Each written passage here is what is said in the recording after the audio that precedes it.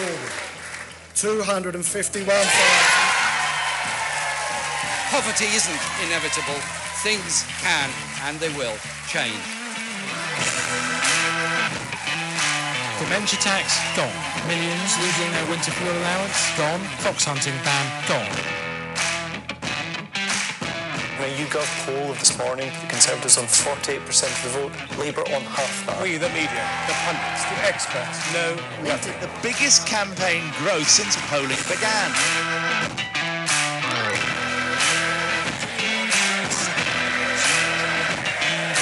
And in that election, we will commit to unleash the biggest people-powered campaign we've ever seen in this country and in this movement. I ain't gon' fire on, catch a fade you, I'm wrong, I'm gone. Y'all can catch the wave that I am on, I am icon. Y'all are wide wrong, think that I'm a reconcile born, so ain't nothing to it though. This is on me, ain't got much to do with who you know. Keeping it true to form 10 L's into a milli though, but they already knew that those farewell to your opinions, know that he is. We achieve all of these things by being a party and a movement totally and absolutely united to our common cause and purpose. I'ma show you who I am unbreakable. I don't think you understand. Watch me escape it. I'ma show you who I am.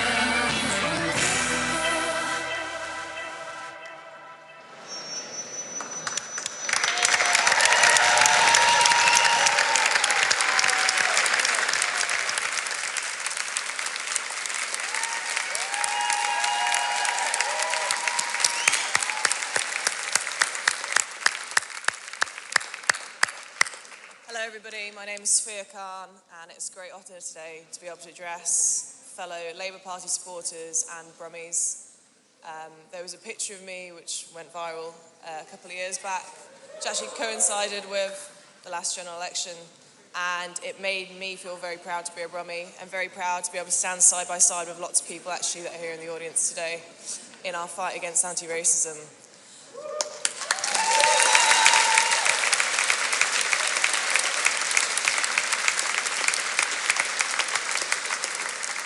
And again, I've been dealt with the very great honour of introducing at a public appearance of Jeremy Corbyn and the Labour Party.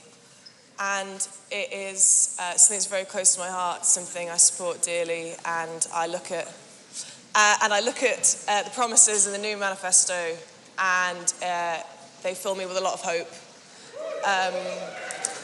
The continued and improved existence of the NHS fills me with a lot of hope as a concept.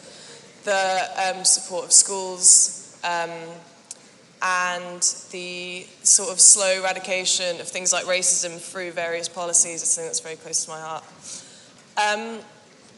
Very proud to be here, very proud to be a Bummie. And I'd like to introduce Becca Long-Bailey now, the Shadow Business Secretary.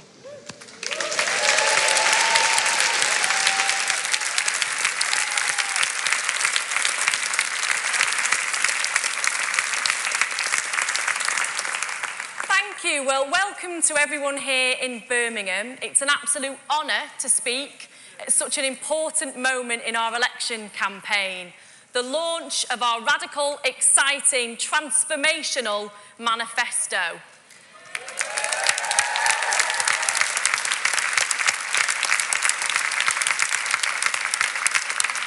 And it's fitting that we're here today in this great city to launch Labour's manifesto. Birmingham, like Salford, where I'm from, was the engine room of Britain's first industrial revolution. Matthew Boulton and James Watt's steam engine freed manufacturing from slow handwork and tired animals and unleashed productivity in factories across the world.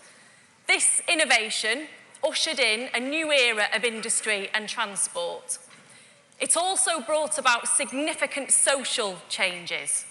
The creation of the Labour Party being one of them, as workers began to organise for better conditions. It is here in Birmingham today that we remember this proud history of innovation and hope as Labour sets out its vision for a green industrial revolution.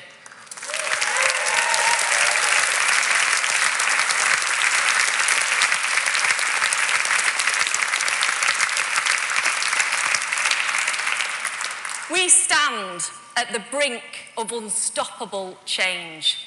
We must confront the climate environment emergency whilst dealing with growing inequality and insecurity right across Britain.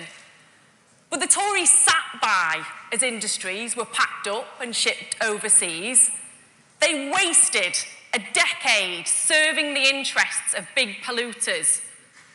The Tories and their billionaire friends planned for their own futures at the expense of ours.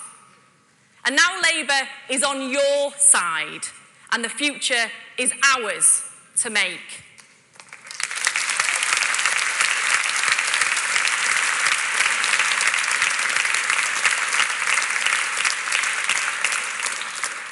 And we won't leave our fate up to market forces. Instead, we are going to use the might of government to support our people, our industries, and our businesses.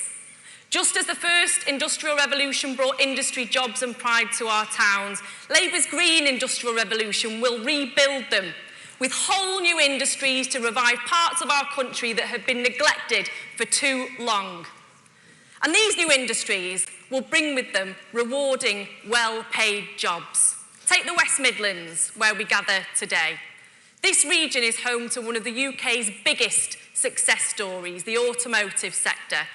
A sector under siege from the Tories' lack of ambition on electrification. Unless we act, other countries will lead the way on manufacturing the vehicles of tomorrow, while our factories and our workers are left high and dry. Labour's green industrial revolution will invest $14 billion to accelerate the electrification process, creating and safeguarding 220,000 jobs. At the same time, the move to electric cars will slash our emissions, tackling the causes of climate and environment emergency head-on. And this is what real change looks like. And that's just the start, because there's a lot more where that came from in our manifesto. And we've got the perfect person here to tell you all about it.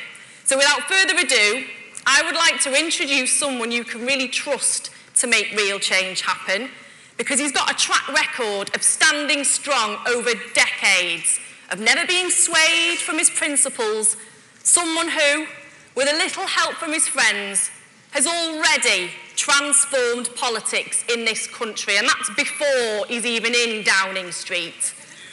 Friends, please welcome our next Prime Minister, Jeremy Corbyn.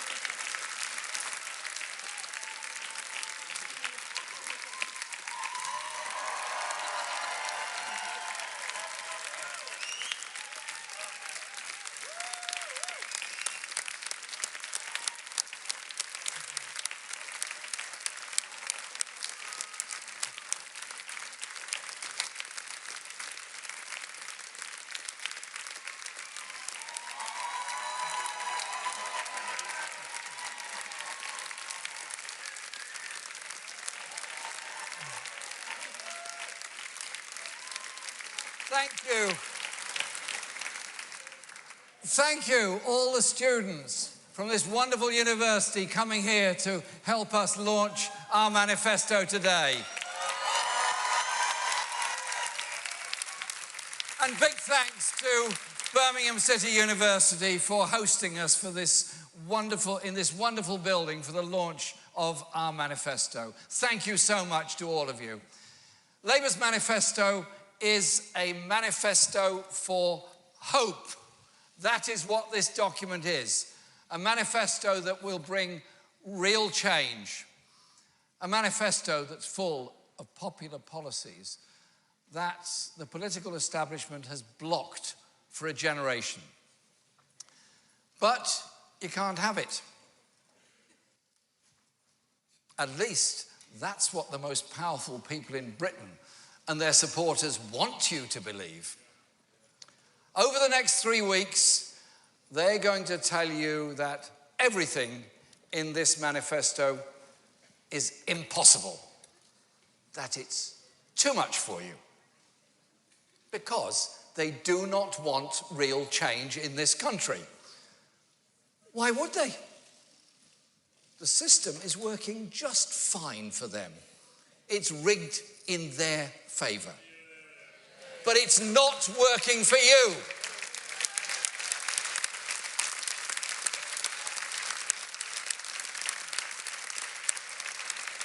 If your wages never seem to go up and your bills never seem to go down, if your public services only seem to get worse despite the heroic efforts of those who work in them, then it's not working for you.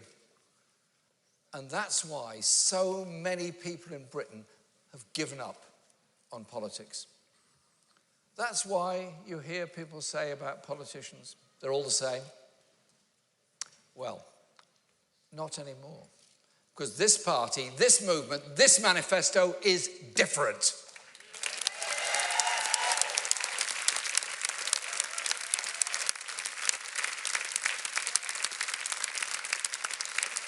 Labour is on your side, and there could be scarcely a clearer demonstration of that than the furious reaction of the richest and most powerful. If the bankers, billionaires and the establishment thought we represented politics as usual, then we could be bought off that nothing was really going to change. They wouldn't attack us so ferociously. Why bother? But they know we mean what we say. They know we will deliver our plans, which is why they want to stop us being elected. They know we will go after the tax dodgers, the bad bosses, the big polluters, so that everybody in our country gets a fair chance in life. That's why they throw everything they've got at us, because they're scared of real change, because they aren't on your side. 1/3 of Britain's billionaires have donated to the Conservative Party.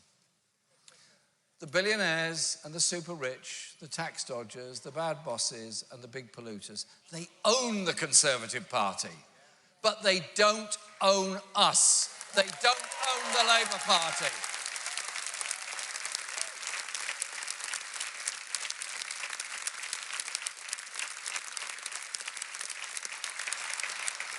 The people own the Labour Party, and I'm proud of that. That's why the billionaires attack us.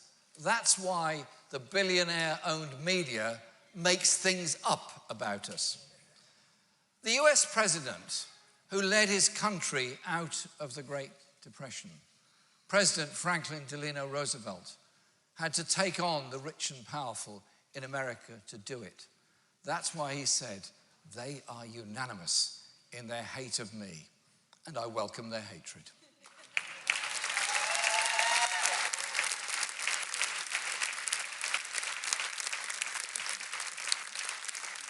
He knew that when you're serious about real change, those who profit from a rigged system, those who squirrel away the wealth created by millions of people, won't give up without a fight. So I accept that the opposition and hostility of the rich and powerful is inevitable. I accept the opposition of the billionaires, because we will make those at the top pay their fair share of tax to help fund the world-class public services for you. That's real change. I accept the hostility of the bad bosses paying poverty pay, because we will give Britain a pay rise, starting with a real living wage of at least £10 an hour, including for young workers. That's real change.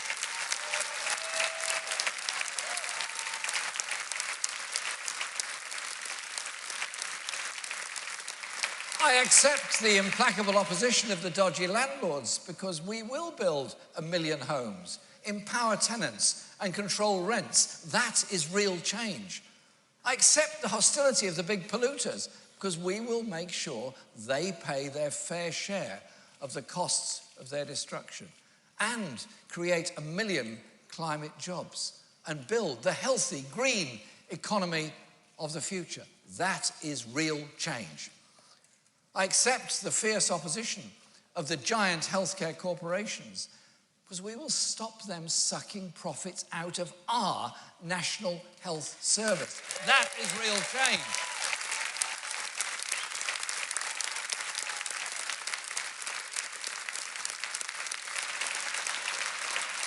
I accept the hostility of the privatised utilities companies because we will stop their great rip-off by bringing rail, mail, water and energy into public ownership.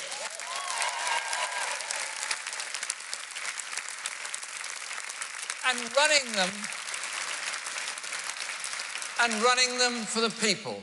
That is real change. And here's a brand new one. I accept the implacable opposition of the private internet providers because we are going to give you the very fastest full fibre broadband for free. That is real change.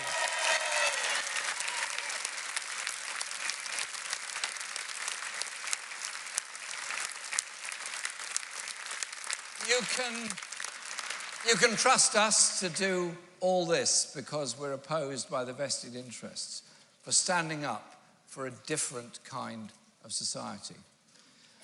These policies are fully costed, with no increase in VAT or income tax or national insurance for anyone earning less than £80,000 per year. There's no increases for 95% of taxpayers. We will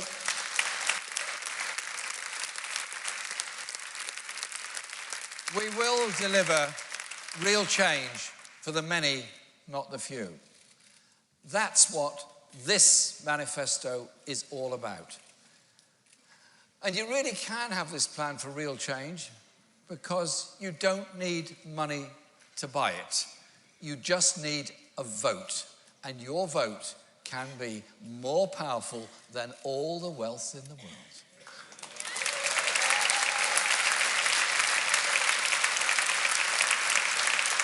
So, the first step is to make sure you're registered to vote. Don't miss out. This is your chance. If you're not registered, do it today. If you are registered, get your friends and families registered too. Because what the powerful fear is that you'll hear what we're offering in this manifesto and vote for yourself and your family. That you'll find out what's actually in this manifesto, not what the billionaire press claim is in it, and vote for your community. That you'll see this manifesto and vote for the person who's struggling, who you do not even know.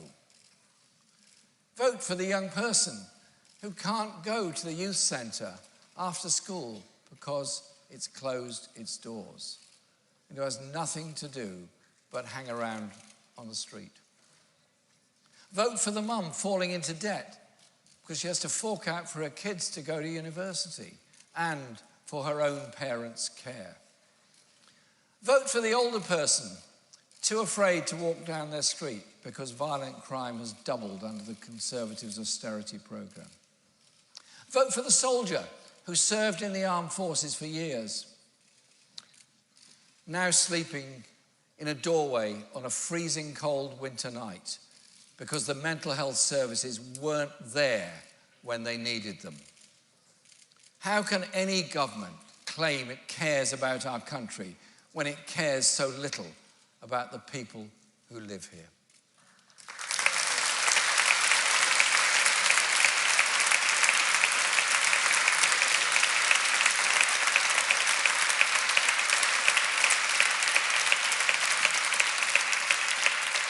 no one can deny the thirst for real change in Britain. I believe that was a driving force behind the EU referendum vote in 2016. But Boris Johnson is trying to hijack Brexit, to sell out our National Health Service and sell out the working people of this country. The Conservatives want to use Brexit to unleash Thatcherism on steroids, to inflict more pain on the very communities so viciously attacked by Margaret Thatcher's government in the 1980s, to benefit the billionaires and the vested interests that they represent.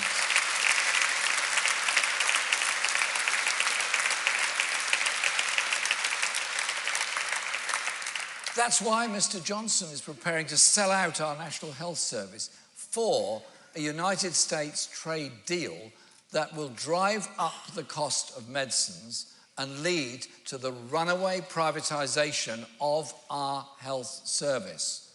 500 million a week of NHS money, enough for 20,000 new nurses, could be handed to big drugs companies as part of a deal now being plotted in secret.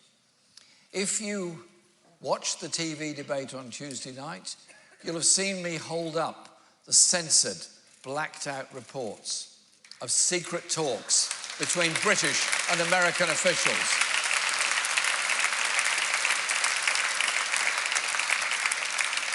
About opening up our health service to US corporations and driving up the cost of medicines. You'll have seen Mr. Johnson lose his cool because he's been found out. Let's be clear, Labour will never, ever use our National Health Service as a bargaining chip in trade talks. We will never let Donald Trump get his hands on our NHS.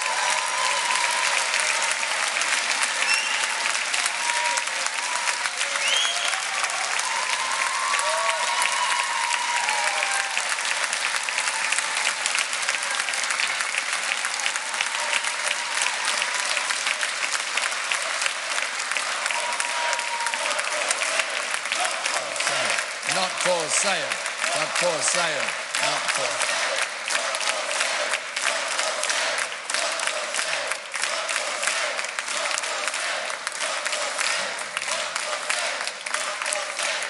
Thank you. As ever, the audience has got ahead of me. I was about to say, let's be clear about it, our NHS is not for sale.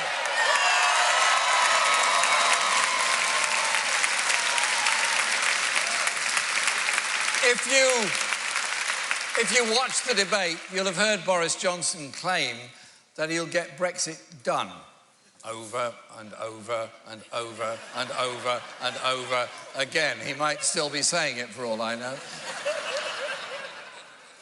But you know what? That claim is a fraud on the British people. His sellout deal will be just the beginning of years of drawn-out, bogged-down negotiations and broken promises. 3 years, maybe more, according to the EU chief negotiator, Michel Barnier. And his toxic deal with Donald Trump will take even longer. With Labour, it will be very different. We will get Brexit sorted within 6 months, because we're not going to rip up our main trading relationship. We will secure a sensible deal that protects manufacturing and the Good Friday Agreement, and then put it to a public vote alongside the option of remaining in the EU. So if you want to leave without trashing our economy or selling out our NHS, you'll be able to vote for it. If you want to remain, you'll be able to vote for that. So let's take this out of the hands of politicians and give the British people the final say. It's time to bring our divided country together.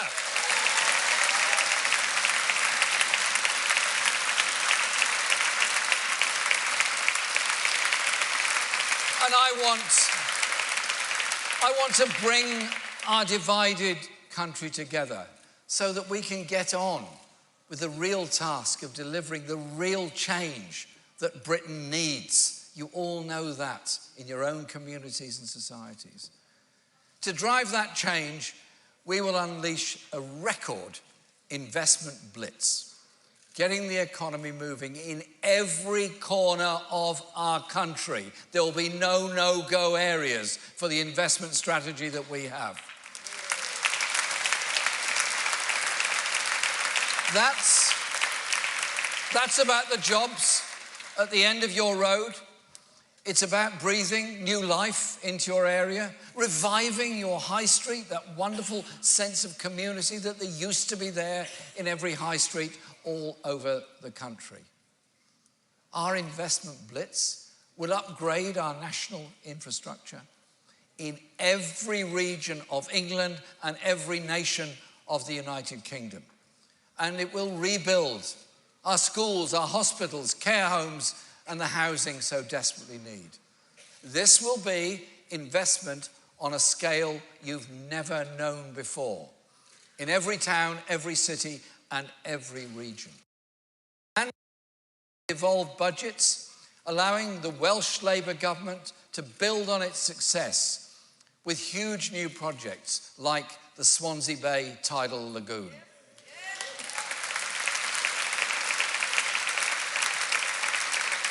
And putting an extra 100 billion into Scotland to boost the Scottish economy and secure the future of industry and properly fund our public services. Labour will transform our economy so no one is held back and no community is neglected. And that transformation will be a green transformation. We can no longer deny the climate emergency. We can see it all around us, as the recent floods in Yorkshire and the East Midlands have shown. We have no time to waste. The crisis demands swift action, but it isn't right to load the costs of the climate emergency onto the nurse, the builder, or the energy worker.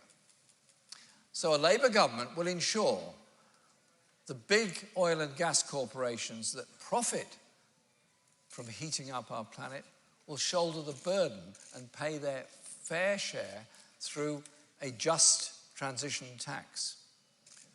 North Sea oil and gas workers have powered this country for decades, often working under extremely dangerous conditions. We won't hang them out to dry.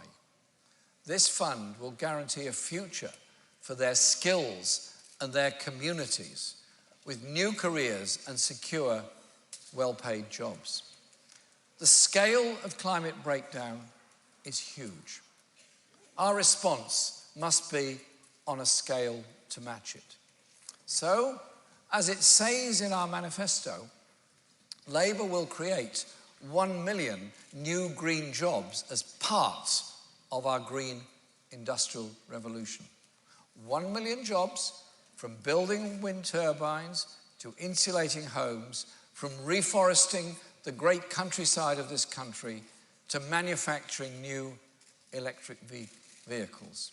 Margaret Thatcher's government wiped out absolutely huge swathes of British industry. The next Labour government will rebuild it as green industry, the cutting-edge industry of the future. Places whose identity and pride was steeped in the skills of the people who lived there will thrive once more.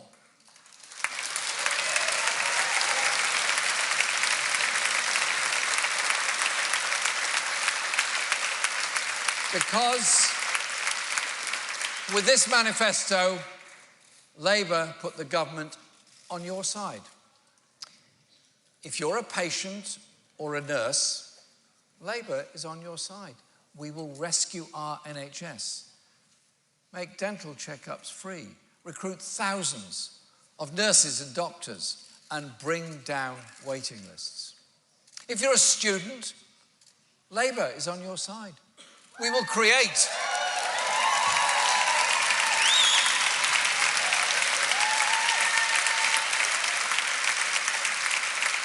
We will create a national education service, make lifelong education a right, value technical education as highly as academic learning, and will bring back maintenance grants.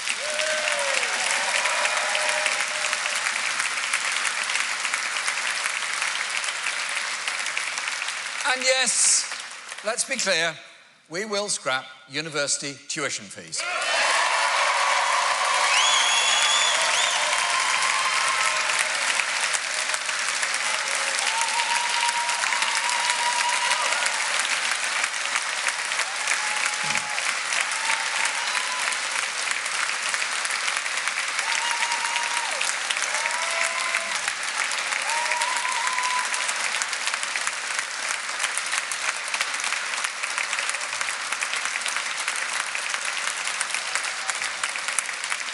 Thank you. If you are reaching old age, Labour is on your side.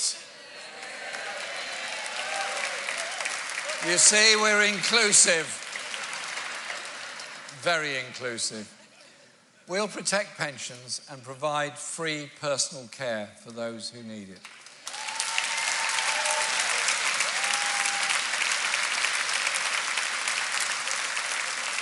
If you're living with a disability, Labour is on your side.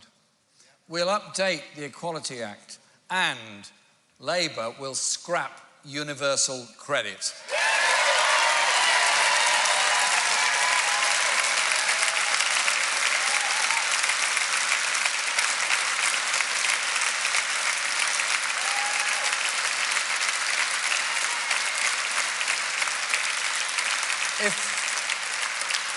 If you're a tenant, Labour is on your side because we'll launch the biggest council house building programme since the 1960s and cap rents.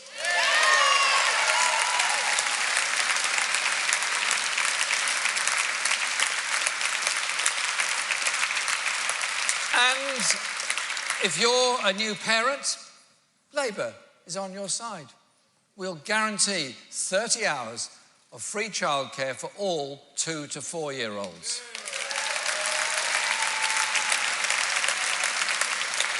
Now, these ideas haven't come out of thin air. They've been developed by people like you working together. Because Labour is a party of experts. I mean, the people who produce the wealth and deliver our services. At the sharp end, carers, teachers, train drivers, engineers, tech workers, all experts in their fields. And today is Carers' Day. Let's think for them for a moment, the huge work they do to care for people which they're not properly rewarded for. They do a fantastic job. They are part of our community and part of our society.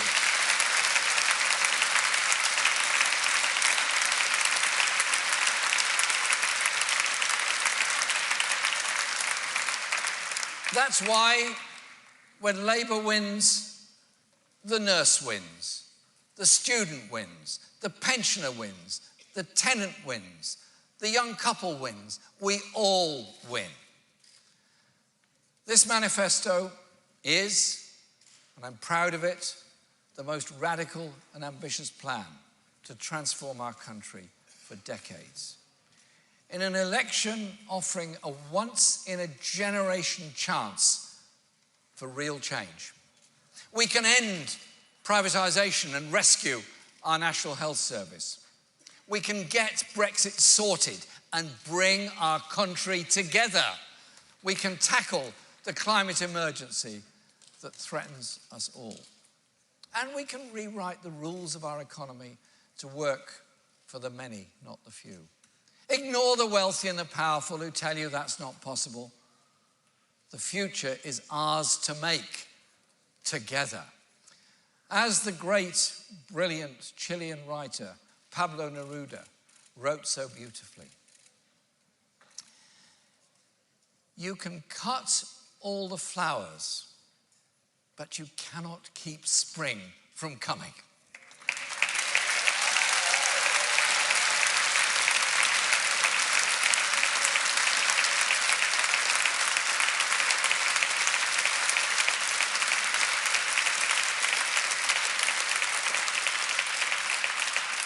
Vote for this manifesto of hope. It's time for real change. Thank you.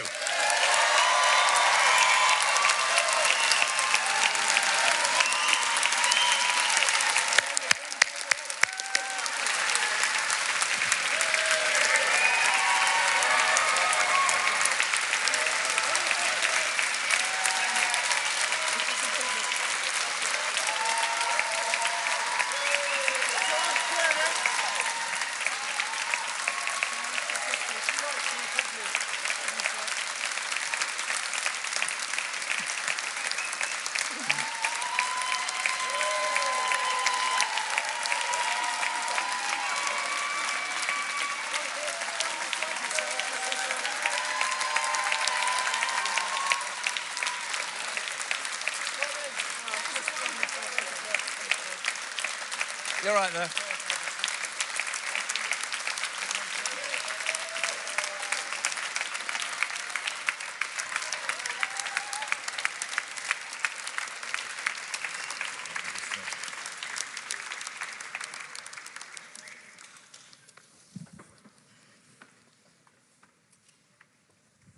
Can I just say this first, before Becky takes questions? 45 years ago today, 21 people were killed and scores injured in a terrible act of violence in this city, the Birmingham pub bombings. It reminds us that the peace in Northern Ireland is priceless and something we should never, ever take for granted.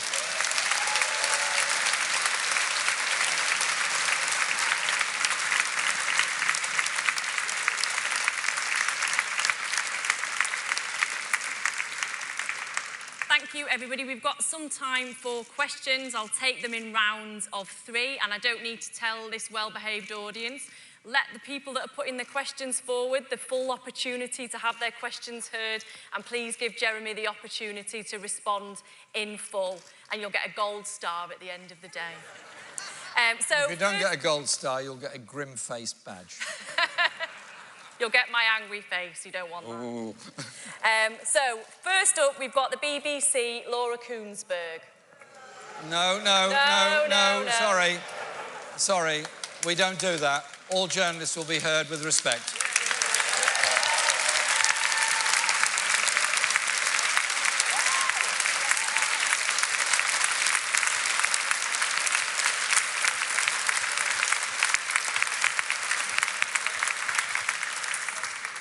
Thank you very much, Becky. Thank you very much, Mr. Corbyn. You've said by your own admission this manifesto is even more radical than your last one. It's obviously very popular in this room. But why do you think the whole country wants much, much bigger spending and a much, much bigger state? Because this manifesto has put rocket boosters on what you promised in 2017, and it didn't convince the country to give you a majority then. Thank you. Thanks. Next up, we've got Sky, Beth Rigby. Thank you, Becky. Thank you, Mr. Corbyn. Jeremy Corbyn, you have a radical plan for Britain, but this election is happening because of Brexit. And on this crucial issue, you were laughed at in the TV debate over your repeated refusal to say what you personally believe. For many voters, someone who wants to be Prime Minister but won't answer whether they back Leave or Remain is perhaps a bit of a joke. Can you give us a straight answer today? Is it Leave or Remain? Thank you. Okay, and then we've got ITV, Robert Peston. It's all right. It's okay. He's an Arsenal supporter. It's fine. Let's not get into partisan allegiances. It's been a difficult few weeks, as you know. Mr. Corbyn, you've announced a remarkably ambitious programme of support for old and new industries and a series of nationalisations. Now, much of that will almost certainly be contrary to European Union rules on state aid and competition. So, after the election, is it really possible that the Labour Party would come out in favour of Remain if that means putting at risk your economic and industrial strategy? No, it's not. It's not. Okay. All right, can I deal with, you want to do three at a time? Yeah, three. Okay, I'll deal with those three first of all. Laura, thank you very much for your question. Yes, it is a radical manifesto, but if you travel around this country and you talk to people, radical answers are what's necessary. When you have a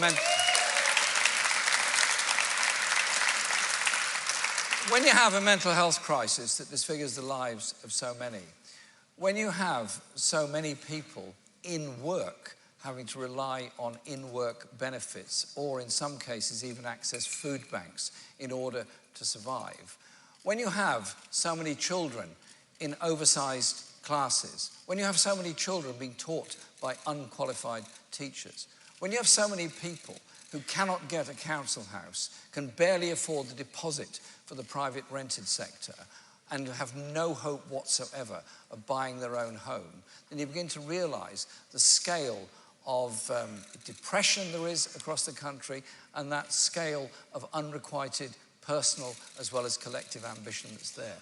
And when you live in a community that once had a proud industrial basis to it, be it a steelworks, a coal mine, a manufacturing plant, many other things like that.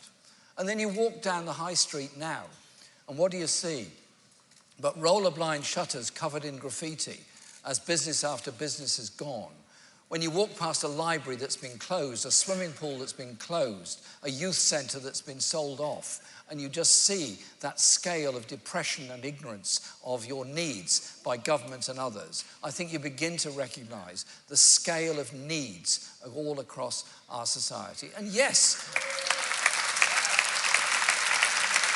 it is a radical manifesto, and I'm very proud of that because I do think that we have to change our ways in this country. Because you know what? The levels of poverty are horrific, and poverty is such a waste of the abilities of people. How many children going to an underfunded primary school, living overcrowded accommodation, not doing terribly well in school, doing less well in secondary school, and unable to achieve the ambitions they want for themselves? How many brilliant doctors, engineers, scientists and others are we losing out on because of so many kids growing up in poverty in this country? And so yes, this radical manifesto is about unleashing all that potential for the future. And that's why I'm so proud of the whole investment strategy we put forward on bringing those good quality manufacturing jobs and service jobs as well to all communities across the country. Because the levels of difference between spending by central government in London and the South East compared to the Midlands, the East and West Midlands, North East, North West and Yorkshire is absolutely massive. We cannot go on with this level of inequality across our country. So our National Investment Bank will invest for all regions of the country. And if you say, well, we didn't quite win the last general election, no, I know that every single day. I know that every time I do an advice bureau in my constituency. I know we didn't win because I see the problems getting worse for ordinary people day in, day out and afterwards. And so I am absolutely determined that we will get our message across of the radical change that is necessary to deal with the inequalities within our society. And it is, I believe, about bringing people together. Now, Beth, you asked a question about the EU, and Robert's question was in a similar sort of area. We had a referendum in 2016, And the result was what everybody knows, 52-48. Parliament has spent a lot of time discussing Brexit. And indeed, the Shadow Cabinet all around me will confirm that the Shadow Cabinet has spent a great deal of time discussing Brexit. The only cheer I ever got at a Shadow Cabinet meeting was when I said Brexit isn't on the agenda today. But it's obviously an extremely serious issue. My whole strategy has been to try to understand why people voted Remain or why they voted Leave. Because actually, there are people in London, in the South East, who may well have voted Remain, who live difficult lives, bad housing, insecure jobs, and worried about their children's future. They voted Remain. There are people living in other parts of the country in exactly the same conditions who voted Leave. They actually have the same interest at heart, and that is of a government that will actually do something about the injustice and inequality that they face in their lives. And so, I've made it very clear that we will negotiate within 3 months of taking office a credible option of leaving the EU that doesn't tear up every trade agreement and does protect the trade this country has with Europe. After all, roughly 50% of all trade is with the European Union. And so that would obviously be protected in that offer, but it would be an offer to leave the European Union with a trade agreement that doesn't damage all of our public services and our rights at work. And put that alongside Remain in a referendum, and that government, our government, my government, would accept and carry out the result of that. I think it's responsible to try to bring people together. I think it's a responsible and serious approach to it. The tenor of the questions that you gave me is that we've got to carry on forever being divided by the results of 2016. The tenor of what I'm saying is, let's get together on this. The British people will have the final say. Our government will carry it out, whatever the result of that vote is. And the point that Robert made about competition rules and state aid rules, we have obviously looked into these extremely carefully. We have had numerous meetings with the EU over the years on a number of issues. So far as we're concerned, this is all possible, otherwise we would not be putting it forward. And I think we have to recognise that across Europe, there are many communities that face exactly the same issues as left behind communities in this country do.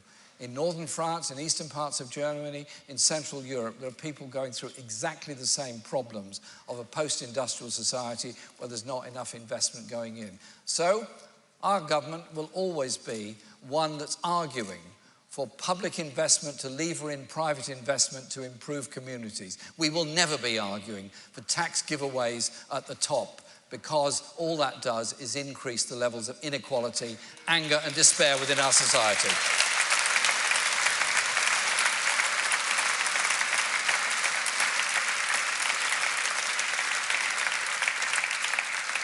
Okay, so next up from Channel 4, we've got Gary Gibbon. Thank you very much. Not all of your manifesto, but some bits of it have really strong echoes of the 1970s. Not everyone here will be old enough to remember state ownership back then and higher state spending and the rest of it. Do you think it actually is misremembered? It gets a bad press. Tell us what you think about the 1970s. Channel 5, Andy Bell. Thank you. Andy Bell, 5 News. A lot of people have listened to your plans for more tax, more borrowing, more spending. What do you say to those people who run businesses, ordinary businesses, not big businesses, and maybe the people who are employed in those businesses who say you have lots of ideas on how to spend the money, but no idea how it's created? And then last in this round, from the Daily Record, Torquil Crichton. Jeremy, you talk about a green industrial revolution which would be powered by wind farms off the Scottish coast. These wind farms are being built in Indonesia, in Spain, in Belgium and in France. And workers, 1,400 workers who used to work in Fife, at the Bifab yard will think that your green industrial revolution is fanciful. And while we're talking about Scotland, the Scottish Labour Party don't want Trident renewed, and the Scottish Labour Party don't want an independence referendum either sooner or later or ever. So is your manifesto a Labour manifesto or a Scottish manifesto? Okay. First of all, a question from Channel 4. We are proposing public ownership of what are obvious monopolies. Royal Mail is an obvious monopoly. We will bring Royal Mail back into public ownership where it should never have left. We will merge it with the Post Office to help create a post bank on every high street around the country. And we won't treat Royal Mail delivery workers in the awful way they are at the present time. Talk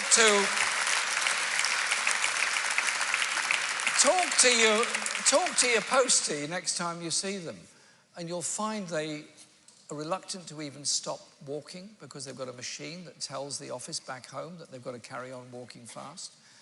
And they will tell you that a job they once loved, they now hate because of the stress that's on it, and they want to leave. That's not the right way to treat people who are dedicated public servants. And so a company that will pay millions of pounds as a golden hello to a chief executive and then threaten the working conditions of all its workers, I think that company ought to be in public hands and run responsibly for the benefit of the whole community. And so when you say this is a throwback to the 1970s, our public ownership proposals, yes, that also cover water and rail, are about bringing natural monopolies into public ownership. Think of water for a minute. Our water industry is in private hands thanks to what the Tory government did. It is one that's ripped off a lot of the public assets that they had. It relies entirely on an infrastructure that was built through public investment. It is making very large profits for hedge funds and overseas owners and goodness knows who else, and is not terribly well maintained in many parts of the country. Indeed, we fill Loch Ness every year with the waste of water from leaks of our pipes all across this country. I think we can do better than that. And I also think that the rail system, again, is a product of our own investment, and I think we should get the benefits of that and also extend those benefits into a proper bus service all across the country. And so our public ownership model will be one where there is consumer involvement in it, where there is workers' involvement in the running of it, where there is local government involvement in the running of it, where there is a regional voice in all of those companies. So it won't be top-down nationalisation with a board appointed by the government. It will actually be something that's more dynamic, more consumer-orientated and more community-orientated. And I think it's actually a sensible and responsible way to go forward. And then just think for a minute on the way in which our railways have been treated. There's lots of stories told about what British Rail was or wasn't like. There's some people in this audience who can't remember British Rail at all because they're too young. But I can remember it, and I remember the way it was under-resourced by central government. And I now look at the figures and find we're giving more money in subsidies to private rail operators than was ever given to British Rail when it was in public ownership.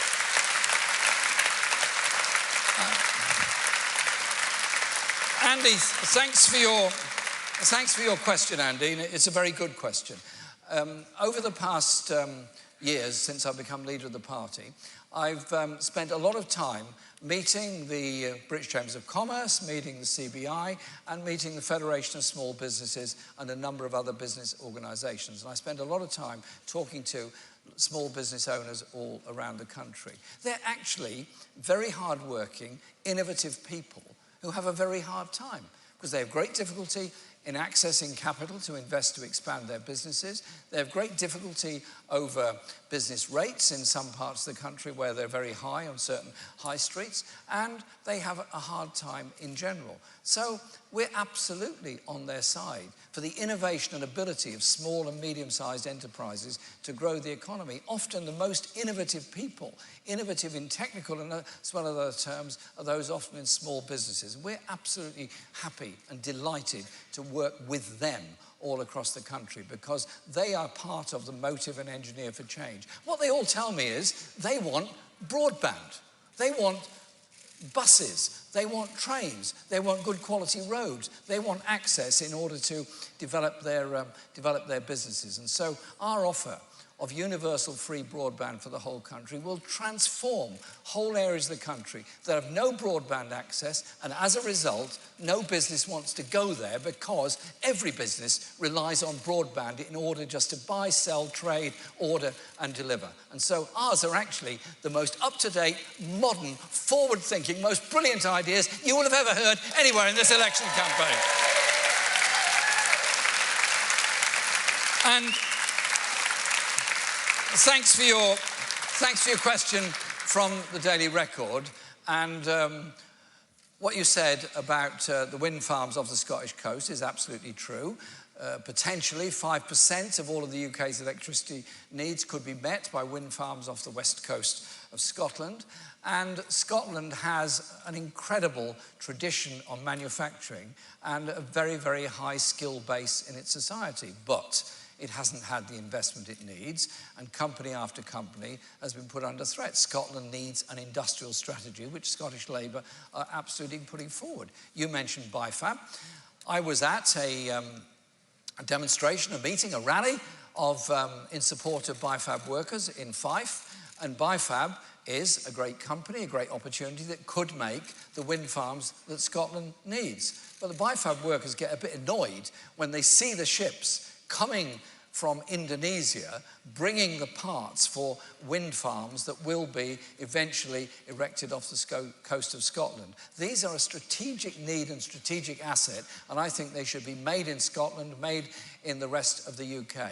And this green industrial revolution is something that does create great job opportunities. A few weeks ago, I was at Fawley, near Southampton, where there was an oil-fired power station. That's now closed down, is being demolished, and it's been replaced by a final assembly line for wind turbine blades. That, to me, is part of a green industrial revolution, and that's what's going to be repeated all over this country. And in the case of Scotland, we will invest £100 billion in Scotland altogether. It'll be a combination of capital investment and Barnett formula consequentials in Scotland, and it will bring about a transformation in Scotland. It is not absolutely our priority to have yet another Indie referendum in Scotland. That is not our priority. I think our priority is dealing with the levels of poverty and inequality in Scotland. After all, Glasgow has the lowest life expectancy in the UK. The pollution levels are awful in a number of the cities. The housing needs and the poverty needs have to be addressed. And I think they're best addressed by the kind of investment that we will put into Scotland. And just be clear, for the record, we're fighting this election to win as a Labour Party. We are not fighting the election to go into coalition with anybody.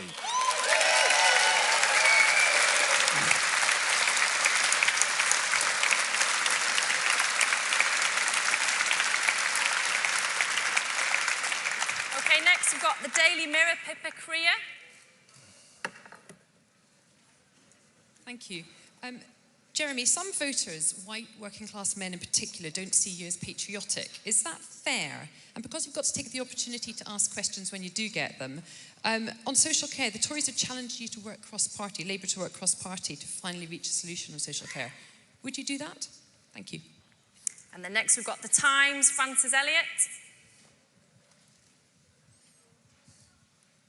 Hello, Mr. Corbyn. I was wondering whether you agree with the lawyers for Jeffrey Epstein's victims that Prince Andrew should voluntarily give a statement, and whether this incident shouldn't trigger a wider review of the royal household. And then from The Guardian, Heather Stewart. Hello. Is this, oh, hello, right at the back. Jeremy, voters don't just need to agree with your diagnosis of Britain's social and economic problems. They also need to believe you're the right person to tackle them. With the Tories also now promising a significant increase in public investment, unlike in 2017, how can you persuade the public to trust you to spend their money wisely?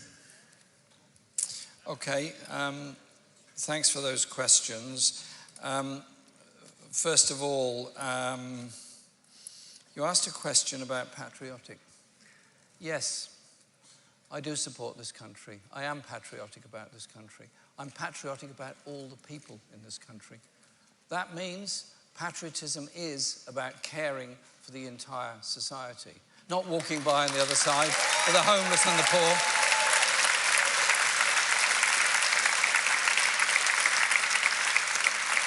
And it also means standing up for values of justice, of human rights and democracy, and taking those values out on the world stage as well. Our government will be one that I want all the people of this country to be proud of. A government that governs fairly for all the people of this country, that does recognise the challenges of inequality and injustice, and around the world become that voice for environmental sustainability and justice around the world. We cannot ignore the fact there are 60 million people around the world who are refugees. We cannot ignore the fact of human rights abuses. Let's be proud. Let's be proud of what we can do. And when I've spoken to members of the armed forces that went to West Africa to deal with the Ebola crisis, or members of the Royal Navy who plucked drowning refugees out of the Mediterranean or others, they told me how proud they were of the work that they've done. I want us to be proud of all of the work we do all around the world as well as in this country. Patriotism is about supporting each other, not attacking somebody else.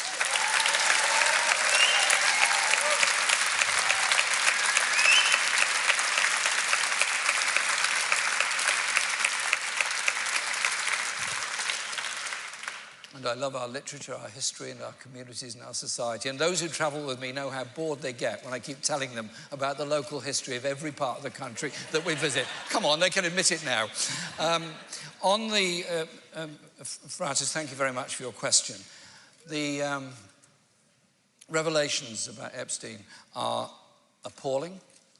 And I think we should start from the principle that there are some victims here, desperate young women who were abominably and appallingly treated.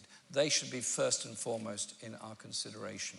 And the second consideration should be absolutely bluntly and clearly this: nobody is above the law, and anybody who's committed something should be open to questioning and investigation about it. And Heather from The Guardian, thanks for your question.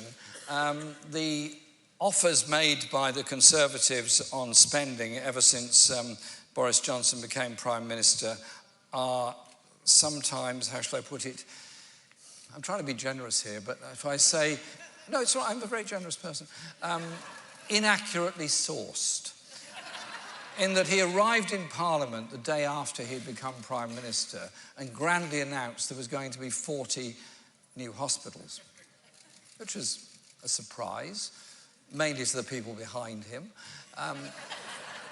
It then turned out a bit later it was actually 20, and it then turned out a bit later after that, when Parliament was conveniently in recess, it was 6. It then turned out that the 6 were going to get seed funding for something they might do in the future. I'm just saying it wasn't 40, and he did say it was 40.